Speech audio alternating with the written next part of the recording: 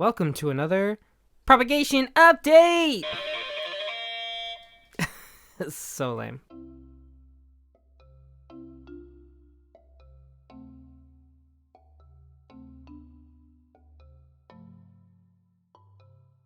Man, that tablecloth is very red. So today we're looking at some of the propagations. I'm actually planning on doing 2 of these videos this month, one today and one 4 weeks from now, just so I can see kind of the progress that these plants have over the next 3 weeks, just, you know, as an experiment to see what exactly they do.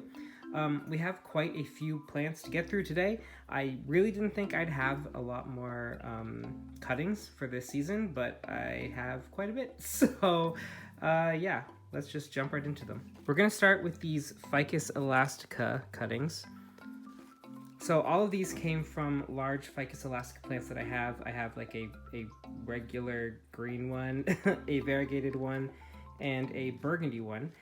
These are the tips of them. I had to just chop them off just to encourage growth and encourage branching, and I wanted to see if I could root the tops. I have rooted, this one actually came from a cutting from a friend, but I've never rooted the tops, and I've never rooted the burgundy or the variegated kind.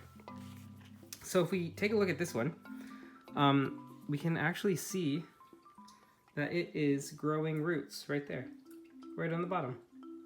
And this is the first time that I am seeing that, so that's really exciting. I wasn't even sure if these would root, but look at that, we got a nice root starting there. So I think this will be a while before it'll be ready to be potted, but just knowing that it's rooted just from cutting off the tops is very interesting. There's a whole bunch of dead flies in that water. That's so gross. I'm gonna have to change that out after the video. So let's take a look at the variegated one. So we have this cutting, this little one. Oh, is that a root coming out there? I don't know, I don't think so. The bottom doesn't have anything, but yeah, we'll keep that one going. Let's check the bigger one. The bigger one also doesn't have anything. I have a feeling that these variegated ones will take longer just because they are variegated. I find that the variegated plants take a lot longer to propagate than regular ones. So let's look at the burgundy. So we've got nothing going on with this one and nothing going on with that one. We've got nothing happening there either. And nothing happening with that one. So nothing with the burgundy, nothing with the variegated, but we do have a nice little root growing on our regular green Ficus Elastica. So that's pretty good. Next, just to get out of the way, we're gonna look at this SANSEVIERIA. So my sister has one of these in her room. It came from one of mine, and she knocked the tip off somehow. She doesn't even know how. We just saw it and it was like basically falling off the plant. So I snatched it up to see if I could root it. And I don't know if you'll be able to see, how close can I get this?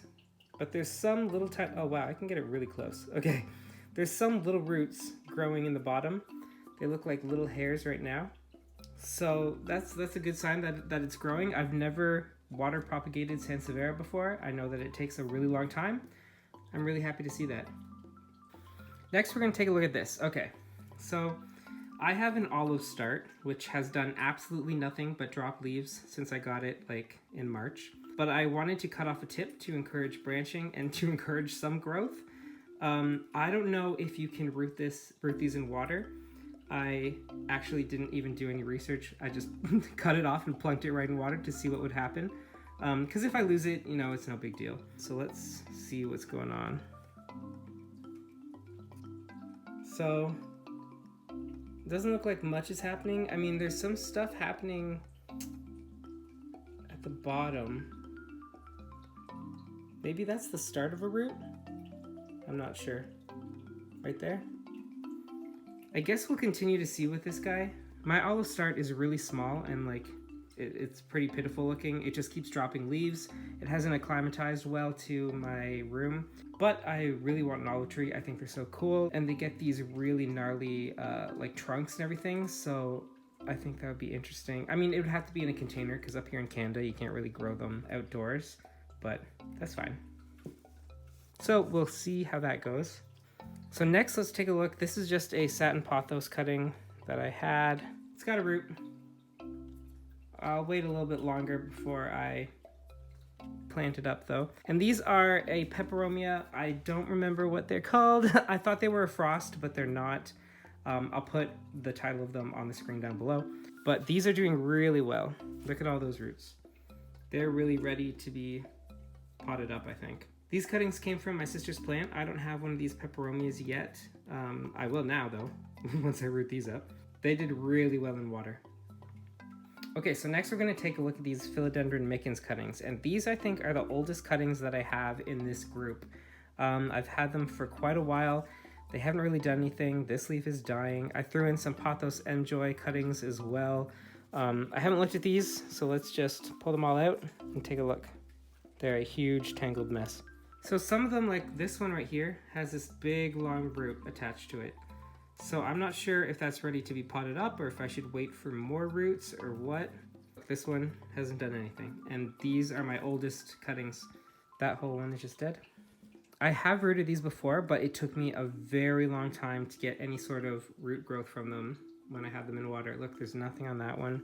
There's nothing happening on this one. Nothing's happening on that one. Nothing's happening on that one. And that looks like it would do really well in water, but taking forever. Nothing happening on that one. Nothing on that one either. But the POTHOS Enjoy has some growth on it, which is good because I think the last time that I checked these and I did one of these updates, it didn't have anything. So that's pretty good. I've never rooted POTHOS Enjoy before. I just got one and took some cuttings from it and wanted to create some more. So that's a pretty good sign.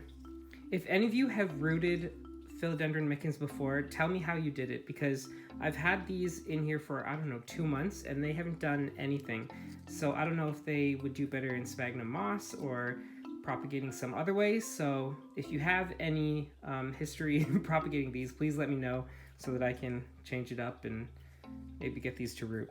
Okay, next we're gonna look at this chocolate AGLAONEMA, which is also a really old cutting. It just sort of popped off my sister's plant and I put it in water to see what would happen. Still nothing. No new roots, no anything.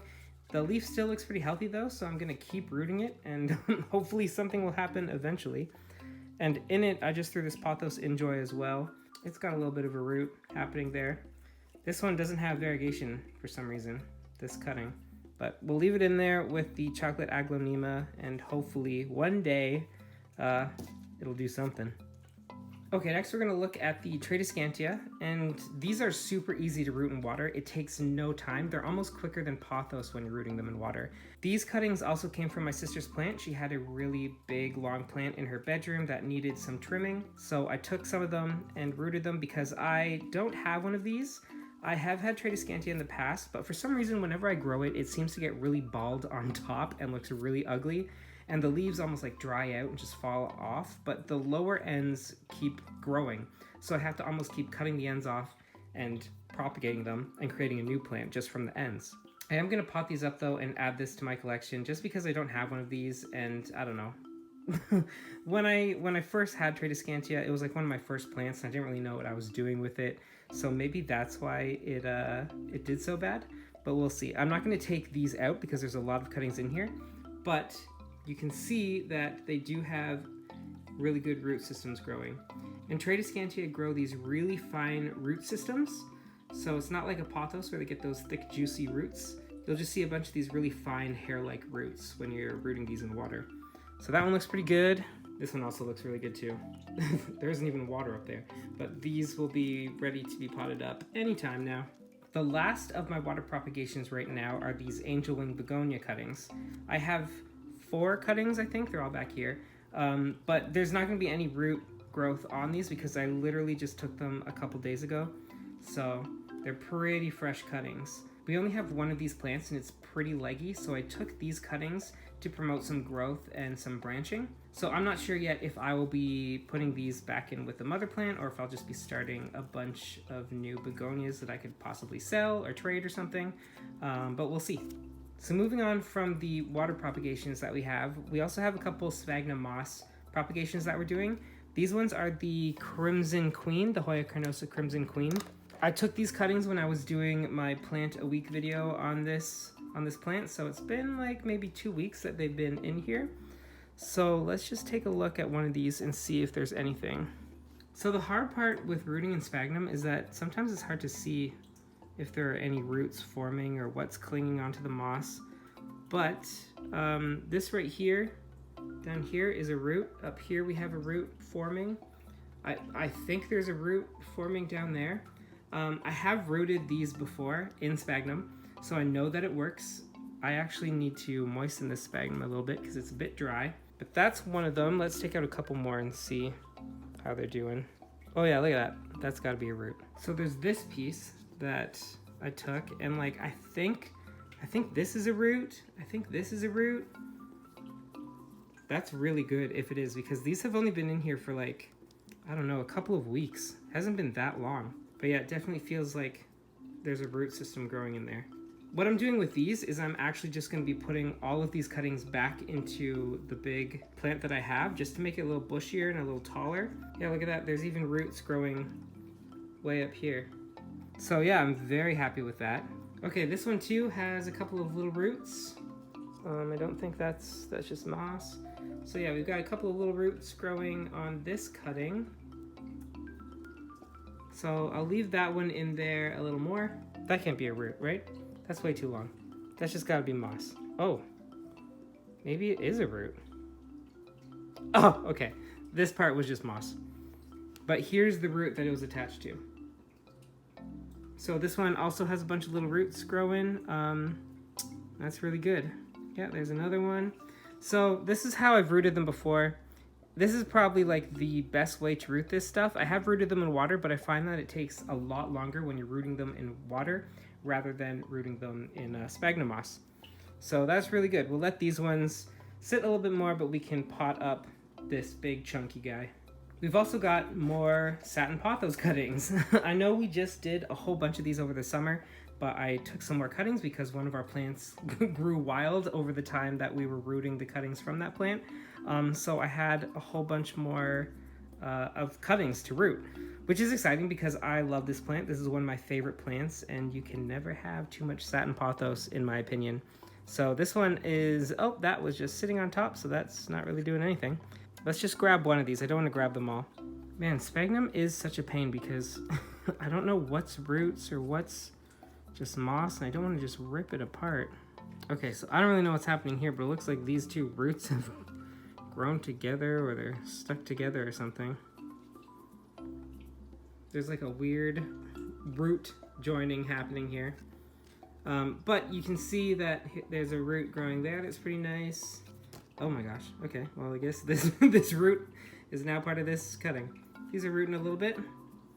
These tend to take a while compared to pothos and other plants. Even the Hoya Carnosa, I think these are about as old as the Hoya Carnosa cuttings, but these ones I expect to take a little bit longer than, did I just pull a root off? No, okay. These I expect to take a little bit longer than most other plants, but it's worth it because they're so nice. Look at that leaf. Ugh, such a nice leaf. So that's it for the water propagations, and I know you're probably thinking, what about the string of hearts that we took from that disastrous video where I ripped up my string of hearts and it ended horribly? Well, the water propagations, I'm no longer water propagating any of them. What happened was all of my string of hearts that I had replanted, the soil was covered in mold. It was disgusting, so I took them out and I decided to try the butterfly propagation. So all I did was I cut them up, and I cut each individual like leaf node up, placed them all just in the top of the soil, and I mist this daily, but I haven't done it today and it's a little bit dry.